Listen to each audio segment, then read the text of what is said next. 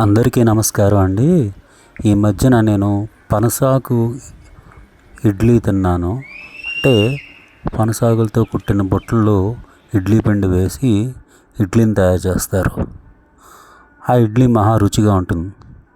అయితే ఇలా ఎందుకు చేస్తారు, పూర్వం ఇలా ఎందుకు తినేవారు అనేది ఒక చిన్న ఆలోచన వచ్చింది. దాని మీద ఒక పరిశోధన చేశానన్నమాట. దీంట్లో నాకు తెలిసింది ఏంటంటే, పనసాకుల్లో బీటా సిటోస్టెరాల్, ఫ్లావనాయిడ్స్, టానిన్లు వంటి అనేక రసాయన పదార్థాలు ఉంటాయి.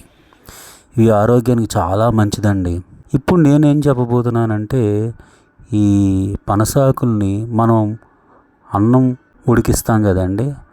ఈ ఉడికే అన్నంలో ఈ పనసాకుల్ని 2 కానీ 3 కానీ వేసుకుని ఆ అన్నాన్ని ఉడికించిన తర్వాత ఆ ఆకులను తీసి పక్కన పెట్టి ఆ అన్నం తినడం వల్ల మనకి చాలా ప్రయోజనాలు ఉన్నాయండి.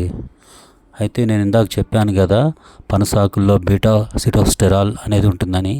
ఈ బీటా సిటోస్టెరాల్ ఎంత మంచిదంటే కొన్ని రకాల క్యాన్సర్లను తగ్గిస్తుంది. ముఖ్యంగా బ్రెస్ట్ క్యాన్సర్ అని, అలాగే ప్రోస్టేట్ క్యాన్సర్ అని చెప్పేసి మగవాళ్ళు వస్తుంది, ప్రోస్టేట్ క్యాన్సర్ అని, దాన్ని కూడా తగ్గించడానికి చాలా ఉపయోగపడుతుందండి. అలాగే దీంట్లో ఉండే మిగతా రసాయన పదార్థాల వల్ల డయాబెటిక్ పేషెంట్స్కి చాలా మంచిది.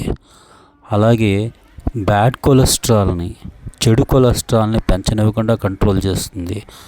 అంతేకాకుండా ఊబకాయం, ఒబేసిటీని కూడా తగ్గిస్తుందండి.